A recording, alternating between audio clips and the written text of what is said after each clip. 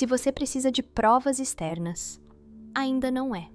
Mas se algo em você reconheceu antes de qualquer explicação, então você já sabe. Existem sinais que não passam pela lógica. Eles não pedem permissão à mente. Eles simplesmente acontecem. Quando a conexão é de chama gêmea, a confirmação não vem como uma ideia clara ou um pensamento organizado. Ela surge como um reconhecimento interno, profundo, quase silencioso, que antecede qualquer tentativa de explicação racional. Você não conclui que é real, você se lembra. O primeiro sinal interno é a sensação de familiaridade inexplicável. Não é conforto imediato. Muitas vezes é o oposto. É um misto de proximidade e estranhamento, como se você estivesse diante de algo íntimo demais para ser confortável. Algo em você reconhece, enquanto outra parte entra em alerta. Isso acontece porque a conexão toca camadas da sua identidade que estavam adormecidas. Não é sobre quem ele é hoje, mas sobre o que é ativado em você quando ele entra no seu campo. Outro sinal profundo é a reação do corpo. Antes do coração entender, o corpo responde. Mudanças de respiração, tensão no peito, calor repentino, aceleração ou até um cansaço estranho após interações energéticas. Não é ansiedade comum. É o corpo tentando recalibrar diante de uma frequência que mexe com o seu sistema interno. A mente tenta explicar. O corpo apenas sente. Há também a ativação emocional fora de proporção. Pequenas atitudes dele geram reações internas intensas, não porque ele fez algo demais, mas porque tocou um ponto sensível que já existia em você. A chama gêmea não cria feridas. Ela revela as que estavam escondidas. Por isso, muitas vezes, você se sente confusa. Por que isso me afeta tanto? A resposta não está no presente, mas na memória emocional da alma. Um dos sinais mais claros, além da mente, é o colapso das narrativas que você costumava usar para se proteger. Padrões antigos de relacionamento deixam de funcionar. Estratégias emocionais que antes davam certo, agora falham. Você percebe que não consegue manipular, controlar, racionalizar ou fugir da conexão da mesma forma que fez com outras pessoas. Algo em você sabe que não há atalhos aqui. Isso não é coincidência, é consciência sendo ativada. Outro sinal interno poderoso é a resistência sem lógica. Paradoxalmente, quando a conexão é verdadeira, a mente costuma lutar contra ela. Surgem dúvidas, tentativas de negar, vontade de se afastar, medo de se perder. Não porque a conexão seja errada, mas porque ela ameaça identidades antigas. A mente prova que não está no comando quando tenta se proteger de algo que a alma já reconheceu como inevitável. Você também começa a notar mudanças internas que não dependem de contato físico. Mesmo em afastamento, silêncio ou distância, você se transforma. Novas perguntas surgem.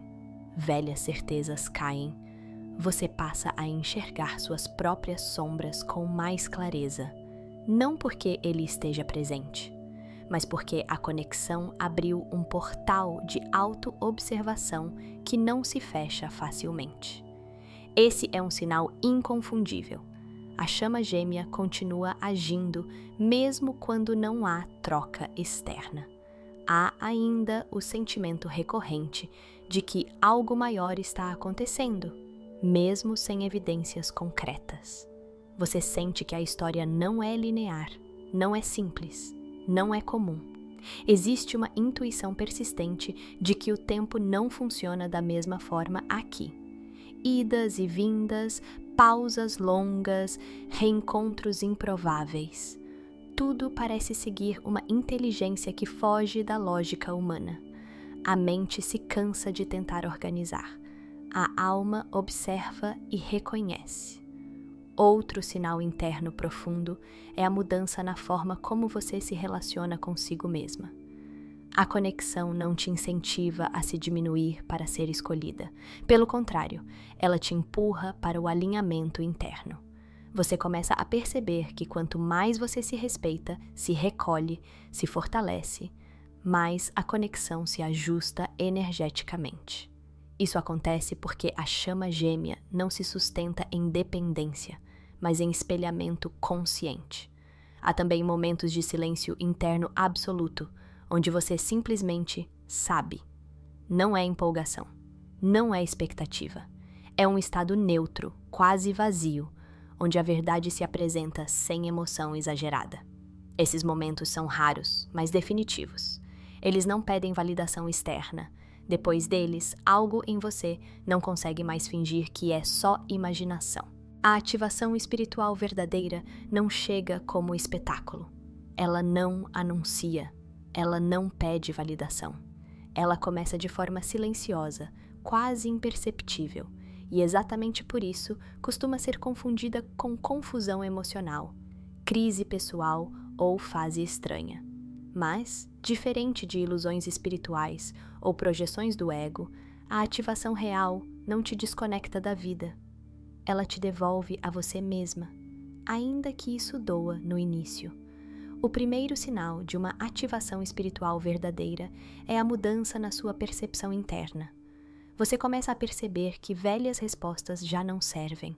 Aquilo que antes fazia sentido perde força. Relações, hábitos, crenças e até sonhos antigos deixam de ressoar.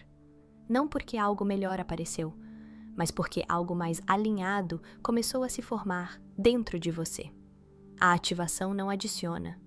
Ela retira o que não é essencial. Outro ponto-chave é a perda do controle emocional como você conhecia. Não no sentido de descontrole, mas de quebra de defesas. Emoções que estavam reprimidas vêm à tona sem aviso. Tristezas antigas, medos esquecidos, lembranças que você achava resolvidas. A ativação espiritual verdadeira passa pelo corpo emocional antes de se estabilizar. Ela exige integração, não fuga. Diferente de uma fantasia espiritual que gera euforia constante, a ativação real alterna entre clareza profunda e silêncio interno.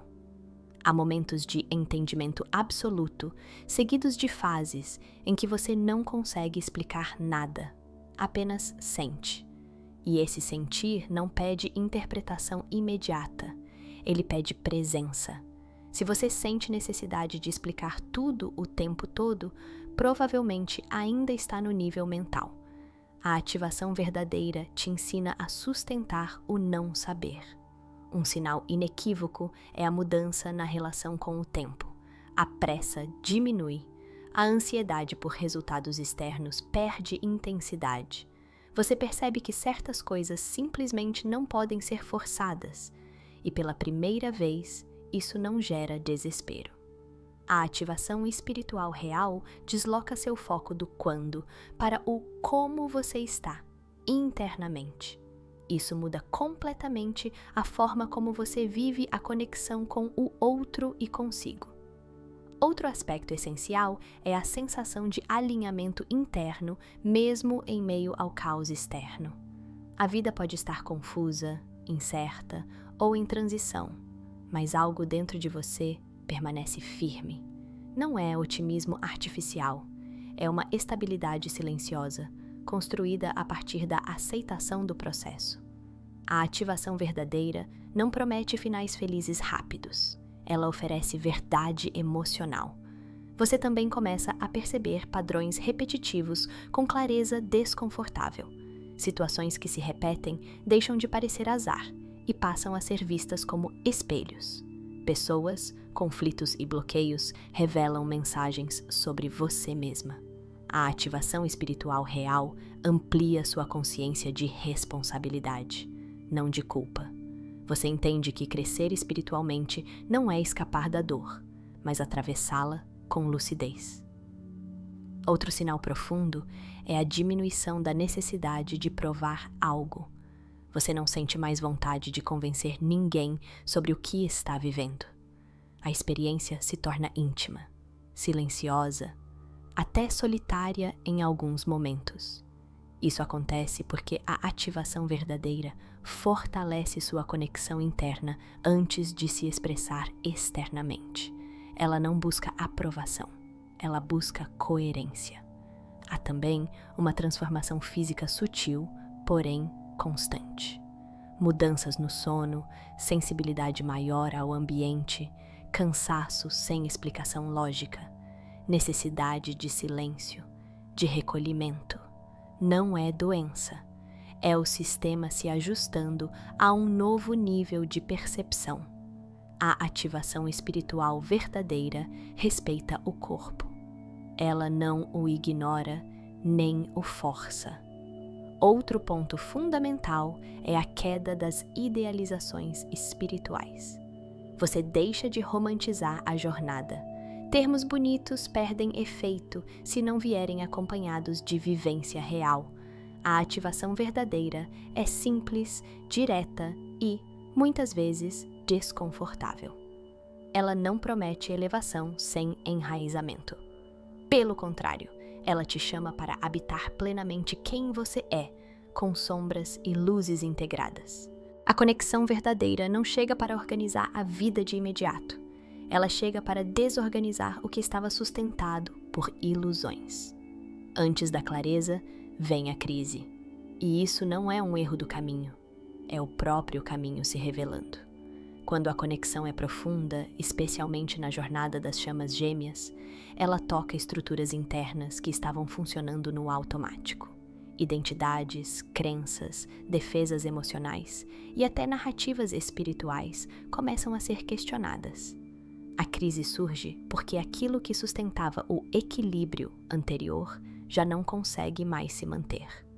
O primeiro motivo pelo qual a conexão provoca crise é porque ela expõe a diferença entre quem você aprendeu a ser e quem você realmente é. Esse choque interno gera confusão, resistência e muitas vezes dor emocional intensa. Não porque a conexão seja destrutiva, mas porque ela ilumina áreas que você evitava olhar. A clareza só pode nascer depois que essas camadas são reconhecidas e integradas. Outro fator importante é o colapso do controle. A mente humana busca previsibilidade, segurança e lógica. A conexão profunda não oferece nada disso no início. Ela remove o controle emocional, desmonta expectativas e frustra projeções. A crise aparece quando você percebe que não pode conduzir o processo do jeito que fazia com outros vínculos. A clareza vem quando você para de tentar controlar e começa a sentir com presença. A conexão também provoca crises porque ativa feridas antigas que estavam adormecidas. Medo de abandono, rejeição, inadequação e perda emergem com força. Não porque o outro esteja causando isso diretamente, mas porque a frequência da conexão acessa essas memórias emocionais profundas. A crise é o momento em que essas feridas vêm à superfície para serem curadas. A clareza surge quando você entende que o desconforto não é um sinal de erro, mas de acesso. Outro aspecto fundamental é a quebra das idealizações. Antes da clareza, a mente cria imagens, expectativas e narrativas espirituais sobre o que a conexão deveria ser.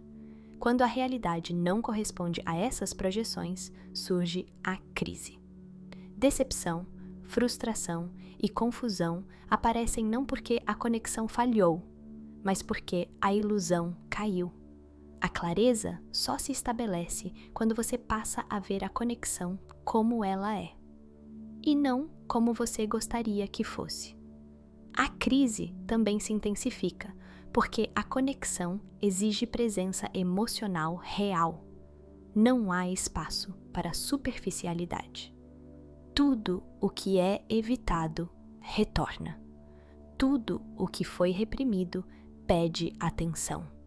Isso gera um período de instabilidade interna, onde você sente muito e entende pouco. A clareza não vem nesse estágio, ela se constrói depois, quando você aprende a sustentar emoções sem se perder nelas. Outro motivo pelo qual a crise antecede a clareza é a mudança de identidade. Você começa a perceber que não é mais a mesma pessoa. Velhos papéis deixam de servir.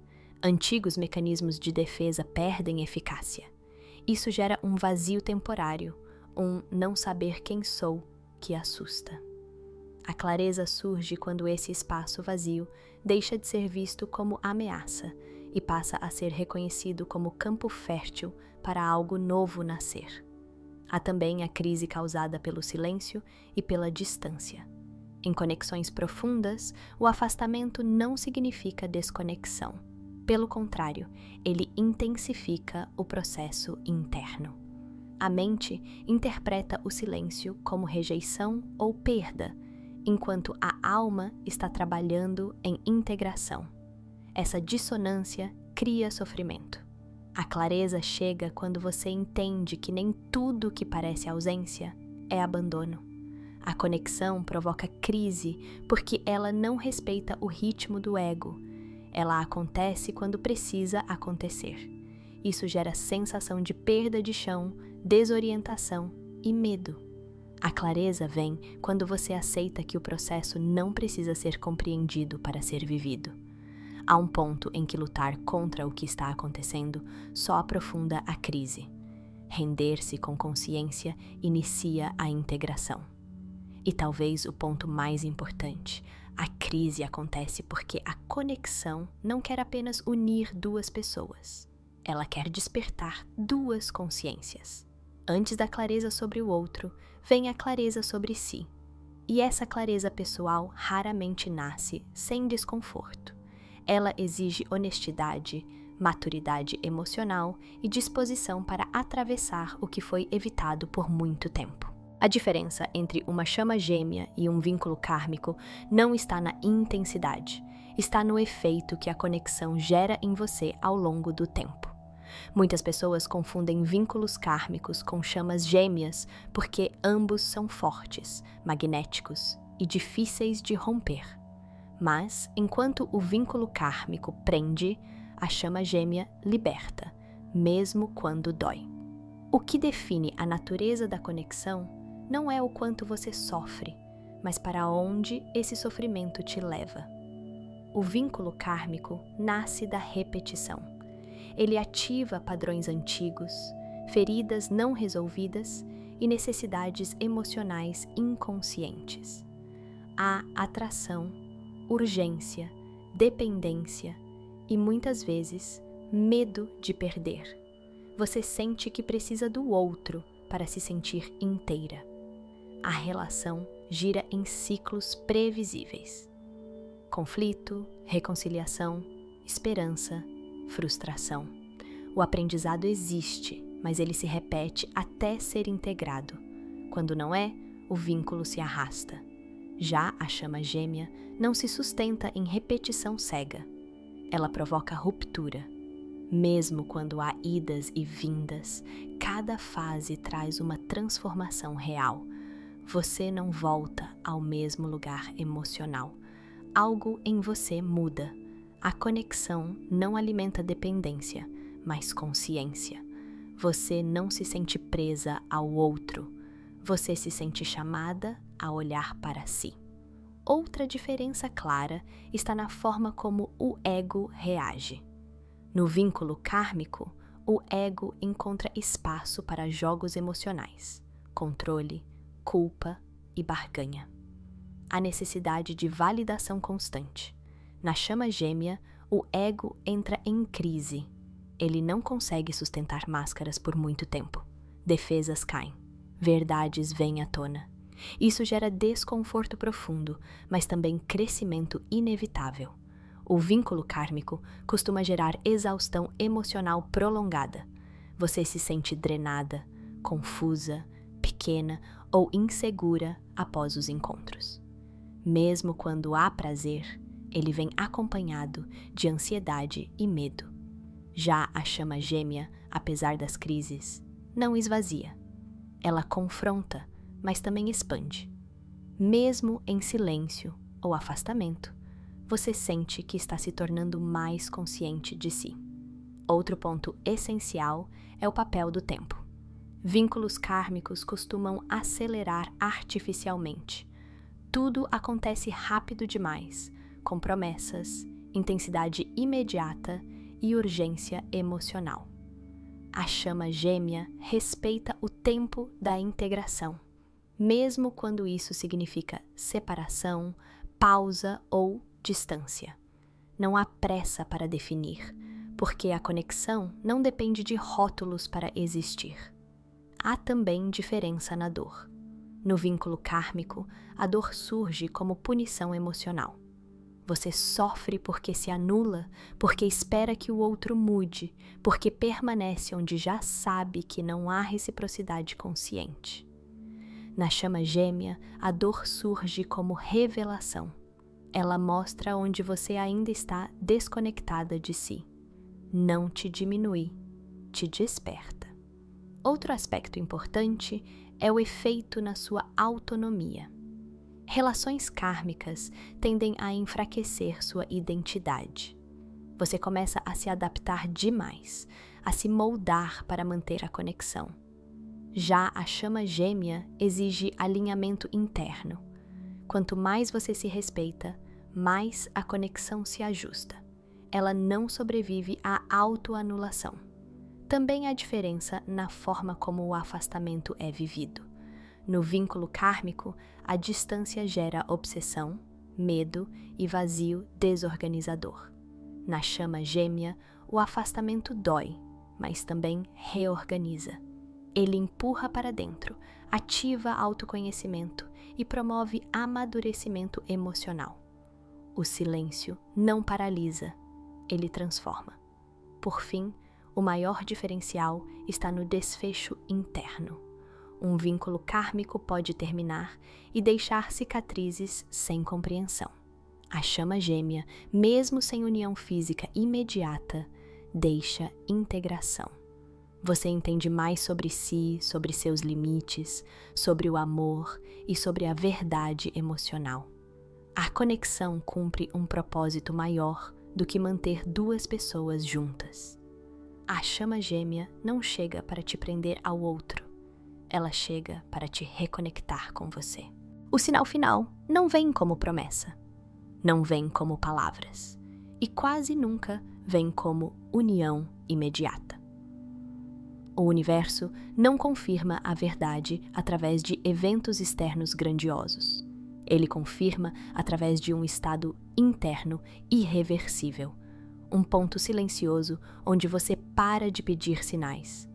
Porque algo em você já sabe, sem ansiedade, sem urgência e sem necessidade de convencer ninguém. Esse é o sinal final, a neutralidade consciente. Quando a verdade é integrada, o desespero desaparece. A busca incessante por respostas cessa. Você não precisa mais interpretar cada movimento, cada silêncio, cada sincronicidade como prova. O universo percebe que você não está mais tentando controlar o processo. E é exatamente aí que ele confirma. O sinal final se manifesta como uma paz estranha, quase desconfortável no início. Não é felicidade eufórica. É um silêncio interno firme, onde você entende que a conexão existe independentemente do que esteja acontecendo no plano físico. Essa paz não te paralisa, ela te ancora. Outro aspecto desse sinal é o fim da negociação interna. Você para de barganhar com o tempo, com o destino ou com o outro. Não há mais se acontecer isso, então. A verdade não precisa de condições. Quando o universo vê que você não está mais tentando ajustar a realidade para aliviar a ansiedade, ele sabe que a lição foi integrada. O sinal final também aparece como desapego sem indiferença. Você sente amor, mas não dependência. Sente conexão, mas não apego. Sente presença, mesmo na ausência. Isso não é frieza, é maturidade espiritual. O universo confirma quando você consegue amar sem perder a si mesma. Há também uma mudança profunda na forma como você reage ao silêncio. Antes, o silêncio doía, ativava medo e criava histórias na mente. No sinal final, o silêncio perde o poder de te desorganizar. Ele se torna neutro, às vezes até necessário. Isso mostra que você não está mais reagindo a partir da ferida, mas da consciência. Outro marcador claro é quando o foco deixa de ser quando vamos nos unir e passa a ser como estou vivendo agora. Sua vida começa a fluir em outras áreas. Portas se abrem, decisões são tomadas com mais firmeza. O universo reorganiza caminhos externos quando percebe que você não está mais parada esperando algo acontecer. O sinal final também envolve a dissolução da urgência espiritual. Você não sente mais necessidade de consumir conteúdos compulsivamente em busca de confirmação. O excesso de busca cai porque a verdade já foi assimilada. O universo não reforça sinais quando eles não são mais necessários. Ele apenas mantém o que é real. Há ainda um detalhe sutil, mas poderoso. Você se torna indiferente ao resultado específico, mas não à verdade. Se houver união, você estará inteira. Se houver mais tempo de integração, você também estará. Essa equanimidade não nasce da desistência, mas da confiança profunda no processo. Outro ponto fundamental é a ausência de medo de perder. Quando o sinal final se instala, o medo não desaparece totalmente, mas deixa de comandar suas decisões. Você não age para segurar o outro, você age para se respeitar. E isso, energeticamente, é o maior indicativo de que o ciclo foi concluído. O universo confirma a verdade quando você não precisa mais de provas externas para seguir em frente com dignidade, presença e coerência interna. Quando você escolhe a si mesma sem fechar o coração. Quando você confia sem se anular. O sinal final não é o reencontro, não é a mensagem, não é o gesto externo. O sinal final é você em alinhamento consigo. Quando isso acontece, o universo reconhece. E tudo o que for verdadeiro encontra espaço para se manifestar. No tempo certo, da forma certa, sem força.